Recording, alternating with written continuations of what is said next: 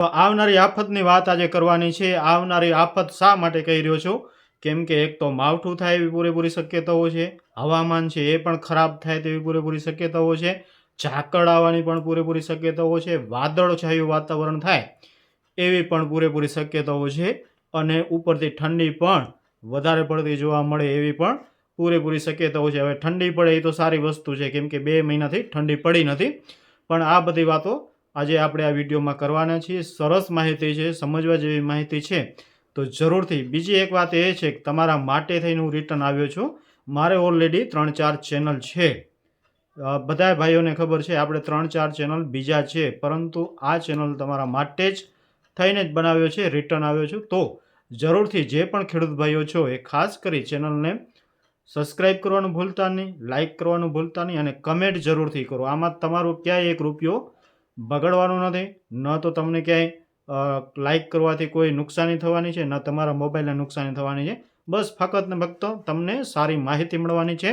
તો નમસ્કાર મિત્રો, હું છું આપનો મિત્ર બાલુભાઈ જાડેજા અને જમાવટ ટીવીમાં આપ સૌનું હાર્દિક સ્વાગત છે। મિત્રો, આમ તો જોઈએ તો આપણે 2 દિવસથી લગાતાર વાત કરી રહ્યા છીએ માવઠાની અને સાથે સાથે ઝાકળની પણ વાત કરી રહ્યા છીએ। જો કે ચેનલ આપણે 2-3 દિવસથી જ ચાલુ કર્યું છે। પહેલાં તો બ્લોગ બનાવવાનું એવું વિચાર હતું, પરંતુ ઘણા બધા ખેડૂત ભાઈઓ નું એવું કહેવું હતું કે તમે આમાં જ આ માહિતી અમને આપો, તમારી માહિતીથી અમને ઘણો બધો આ વર્ષે ફાયદો થયો છે, આવનારા વર્ષે પણ ફાયદો થયો છે અને આવનારા વર્ષોમાં પણ ફાયદો થશે। તો તમે જે બીજા ચેનલોમાં જે કરો હોય તે પણ એક ચેનલ છે એ અમારા માટે પણ તમે બનાવો।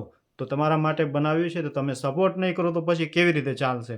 તો જરૂરથી લાઇક કરો, બિલકુલ શરમ ન કરો, લાઇક જરૂરથી કરો, કમેન્ટ કરો અને સબસ્ક્રાઈબ પણ કરી લેજો। તો માવઠાની વાત કરી તેના પહેલાં જેટલા પણ નવા મિત્રો જોડાવ તો ચેનલને સબસ્ક્રાઈબ કરી બેલ આઇકન ઓન જરૂરથી કરી લેજો, વિડીયોને શેર વધુમાં વધુ કરજો જેથી બીજા લોકો સુધી પણ આ માહિતી પહોંચી જાય। હવે માવઠાની જ પહેલી શરૂઆતની વાત કરીશું, કેમ કે માવઠું છે એ અગત્યની વસ્તુ છે। માવઠાથી જ ખેડૂતોને વધારે પડતું નુકસાન થતું હોય છે। દિવાળી નવરાત્રિ ઉપર, નવરાત્રિ પછી માવઠું થયું એમાં પણ નુકસાન થયું, દિવાળી ઉપર માવઠું થયું એમાં પણ નુકસાન થયું, હવે પણ માવઠું થાય તો એમાં નુકસાન જ થાય, લાભ કાંઈ થાય એવું છે નહીં। તો માવઠાની વાત કરીશું તો માવઠાની આમ 2 દિવસથી આપણે વાત કરી જ છે, એ જ રીતના હજુ પણ કહી રહ્યો છું કે માવઠું છે એ કચ્છમાં વધારે શક્યતાઓ છે। કચ્છના થોડા ઘણા વધારે ગામડાઓમાં ઝાપટાઓ પડે એવી શક્યતાઓ છે। ઝાપટાઓ એટલે છે તો મીડિયમ માવઠું, કોઈ ભારે માવઠું નથી, પરંતુ છાંટાછૂટી થાય એવી શક્યતાઓ છે, અથવા સોવાર જેને આપણે ઝરમર છાંટા કહીએ એવા 2-4 છાંટા પડે એવું પણ બની શકે છે। અમુક જગ્યાએ વધારે પણ થઈ શકે છે, એટલે વધારે એટલે જમીન પલળે એવું અથવા તો ક્યાંક પાણી ખાબલા ભરાય એવું પણ થઈ શકે છે। આ રીતનું માવઠું જોવા મળી શકે એમ છે। કચ્છની વાત આપણે કરી તો કચ્છમાં આવે ભુજ હોય, કુરન હોય, આપણે ખાવડા વિસ્તાર છે, માંડવી છે, મુન્દ્રા છે, ગઢશીશા છે, તો આ લગભગ બધા વિસ્તારોમાં થોડા ઘણા છાંટાઓ થાય અથવા તો ક્યાંક ખાબલા ભરાય એવું ઝાપટું થાય તેવી પૂરેપૂરી શક્યતાઓ છે। ઓલ ઓવર જોઈએ તો કચ્છની અંદર માવઠાની વધારે શક્યતાઓ જોવા મળી રહી છે। સૌરાષ્ટ્રની આપણે વાત કરીએ તો સૌરાષ્ટ્રનું જે આપણે વાત કરી તો દરિયા કિનારાનો જે પટ્ટો છે એમાં છાંટાછૂટી થાય તેવી પૂરેપૂરી શક્યતાઓ હાલ દેખાઈ રહી છે। દ્વારકા હોય, આપણે દ્વારકા હોય, પછી ભાણવડ છે, પોરબંદર છે, આની જે વચ્ચેના વિસ્તારો આવતા હોય, જે ગામડાઓ આવતા હોય તેમાં પણ છૂટાછવાયા છાંટાઓ પડી શકે છે। બાકી આપણે વાત કરીએ તો ઉપલેટાની આજુબાજુ પણ થોડા ઘણા છાંટાઓ થઈ શકે છે। સોમનાથ, વેરાવળની અમુક જે દરિયા કિનારાના લગતા ગામડાઓ છે ત્યાં પણ થોડા ઘણા છાંટાછૂટી થઈ શકે છે। બહુ કોઈ સૌરાષ્ટ્રમાં ભારે માવઠું થાય એવી તો કોઈ શક્યતાઓ નથી, પરંતુ છૂટાછવાયા ક્યાંક છાંટા પડે એવી હાલ આજના દિવસે લાગી રહ્યું છે। રોજે રોજની માહિતી આપણે આપતા રહીશું, એટલે કોઈ પણ ફેરફાર થશે માવઠામાં ન થાય તો બધાએ કરતાં સારું છે, બલ્લા ગઈ એવું માની લઈ। પરંતુ હાલ અત્યારે શું છે, હવે આપણે માવઠું છે એ ક્યારે થશે એની પણ આપણે વાત કરી તો 30-7 તારીખ સુધી કોઈ માવઠાની શક્યતાઓ નથી। 31 તારીખના કદાચ દિવસે માવઠું ન થાય, પણ રાત્રિના સમયે એટલે કે 12 વાગ્યા પછી અમુક વિસ્તારોમાં ઝાપટાઓ પડી શકે છે અને સવારના 1 તારીખના સવારના 10 વાગ્યા સુધી માવઠાની શક્યતાઓ દેખાઈ રહી છે। ઓલ ઓવર જોઈએ તો આ બધા જે નામ લીધા એ વિસ્તારોમાં માવઠું થવાની શક્યતાઓ દેખાઈ રહી છે। બાકી આપણે ઉત્તર ગુજરાતની વાત કરીએ તો ઉત્તર ગુજરાતની અંદર પણ છૂટાછવાયા વિસ્તારોમાં હળવા ઝાપટાઓ પડે તેવી શક્યતાઓ હાલ દેખાઈ રહી છે. તમે વિસ્તારવાઇઝ કહેશો તો વિસ્તારવાઇઝ વિડીયો બનાવીને પણ આપણે આપીશું કે આ વિસ્તારોમાં શક્યતાઓ વધારે છે, પરંતુ ખાસ કરીને ઉત્તર ગુજરાતમાં પણ દેખાઈ રહી છે. બાકી દક્ષિણ ગુજરાતની વાત કરીએ તો દક્ષિણ ગુજરાતમાં ક્યાંક ક્યાંક છાંટા જોવા મળી શકે છે. મધ્ય ગુજરાતની અંદર પણ એ જ રીતના ક્યાંક ક્યાંક છાંટા જોવા મળી શકે છે.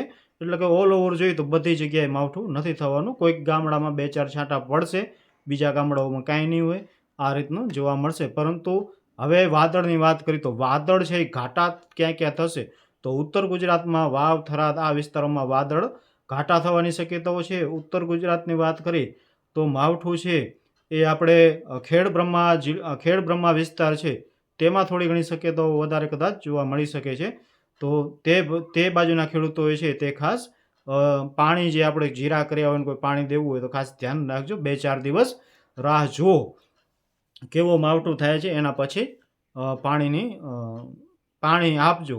ત્યાં સુધી 2-4 દિવસ રાહ જુઓ. વાત એ થઈ ગઈ. દક્ષિણ ગુજરાતમાં ખાસ કોઈ જીરુંનું વાવેતર કરતું નથી. મેન તો ઉત્તર ગુજરાત છે, કચ્છ છે અને સૌરાષ્ટ્રના અમુક વિસ્તારો છે. પણ બીજા પાકોને પણ આની અસર થતી હોય છે, કેમ કે ફૂગજન્ય રોગ આવતા હોય છે. તો ખાસ બધાએ ધ્યાન રાખવું. અને હવે આપણે વાદળની વાત કરીએ તો વાદળ છે એ ઉત્તર ગુજરાતના વાવ, થરાદ ને બીજા લગભગ ઘણા બધા વિસ્તારોમાં, પાલનપુરની આજુબાજુના વિસ્તારો છે, આ બધા વિસ્તારોમાં વાદળ ઘાટા થાય તેવી શક્યતાઓ છે. બાકી અમદાવાદ છે, ગાંધીનગર છે અને બાવલા છે, બગોદરા છે, આ બધા વિસ્તારોમાં પણ ઘાટા વાદળ થવાની શક્યતાઓ છે. કચ્છની અંદર પણ છૂટાછવાયા વાદળ ઘાટા જોવા મળી શકે છે અમુક અમુક વિસ્તારોમાં. સૌરાષ્ટ્રની અંદર ખાસ ઘાટા વાદળ જોવા મળે તેવું લાગતું નથી, પરંતુ હજુ પણ 2-4 દિવસનો સમય છે, તેમાં કોઈ પણ ફેરફાર થશે તો જરૂરથી જણાવતા રહેશું. એટલે સૌરાષ્ટ્રની અંદર કોઈ ખાસ ઘાટા વાદળ થાય તેવું દેખાતું નથી, પણ વાદળ સૌરાષ્ટ્રની અંદર પણ જોવા મળશે. છૂટાછવાયા વિસ્તારોમાં ત્યાં પણ ઘાટા વાદળ જોવા મળી શકે છે. ઝાકળની વાત હવે આપણે કરીશું તો ઝાકળ પણ આપણે પહેલાં જ કહ્યું છે કે 30 તારીખથી કરી અને 3 તારીખ સુધી ઝાકળ જોવા મળે તેવી શક્યતાઓ દેખાઈ રહી છે. અને સારી એવી ઝાકળ જોવા મળે તેવી પણ એક શક્યતાઓ દેખાઈ રહી છે. એટલે ઓલ ઓવર જોઈએ તો મુસીબતો જ છે. ઝાકળ આવે તો પણ આપણે ફૂગજન્ય રોગો આવતા હોય છે. વધારે પડતી 2-4 દિવસ વધારે પડતી ઝાકળ આવે તો પણ ફૂગજન્ય રોગો આવતા હોય છે. તમે બધાએ જાણો જ છો. અને ઝાકળ વધારે આવે એની સાથે ઠંડી હોય તો એ ઝાકળ છે એ વધારે અસર કરતી હોય છે. આમ જોઈએ તો જ્યારે જ્યારે નુકસાની થઈ છે એ આ સમયમાં જ નુકસાની થતી હોય છે ખેડૂતોને ઝાકળના હિસાબે. અને ઠંડીની હવે આપણે વાત કરી તો ઠંડી છે એ પણ આમ 30 તારીખ સુધી તો નોર્મલ જ રહેવાની છે. કોઈ બહુ ભારે ઠંડી પડે એવું હાલ દેખાઈ નથી રહ્યું.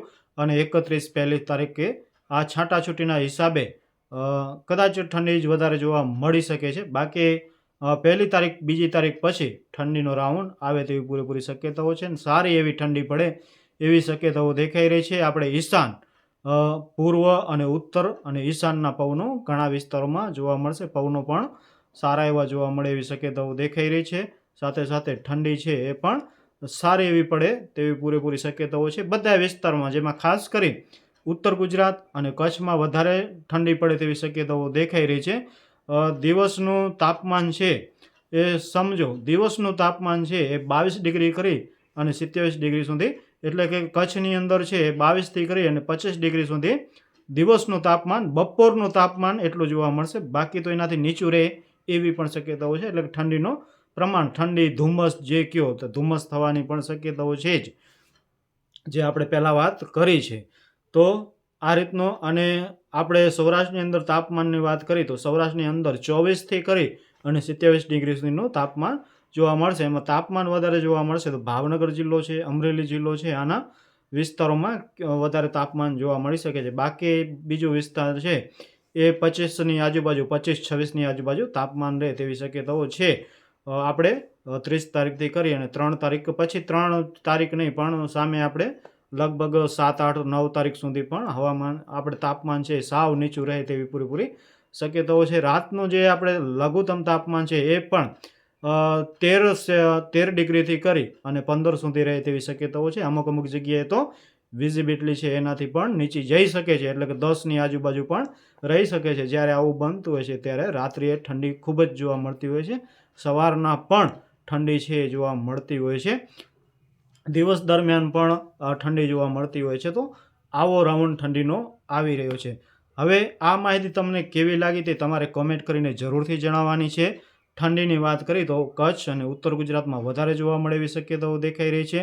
બાકી મધ્ય ગુજરાત છે, સૌરાષ્ટ્ર છે, ત્યાં પણ ઠંડી સારી એવી જોવા મળશે. પરંતુ જે આપણે ભાવનગર અને આપણે અમરેલી આ વિસ્તારો છે તેમાં કદાચ થોડીક ઓછી ઠંડી જોવા મળી શકે છે. તો આ માહિતી તમને કેવી લાગી તે કમેન્ટ કરીને જરૂરથી જણાવજો. ફરી કહી રહ્યો છું, તમારા માટે થઈને આ ચેનલ બનાવ્યું છે તો જરૂરથી ચેનલને સબસ્ક્રાઈબ કરવાનું ભૂલતા નહીં. ચોમાસાની માહિતી હોય, વરસાદ હોય, આ તે બધું માવઠા હોય, તાપમાન હોય, આ બધું લઈને રોજ 7:30 વાગે તમારી સાથે મુલાકાત કરીશું. તો જરૂરથી ચેનલને સબસ્ક્રાઈબ કરી લેજો, બેલ આઇકન ઓન કરવાનું ભૂલતા નહીં, લાઇક અને કમેન્ટ કરવામાં પણ લોભ જરાય કરતા નહીં. તો ચાલો ફરી મળશું નવી અપડેટ સાથે નવા વિડીયોમાં. ત્યાં સુધી દરેક ખેડૂત ભાઈઓને જય માતાજી, વંદે માતરમ, જય ભારત, જય જવાન, જય કિસાન.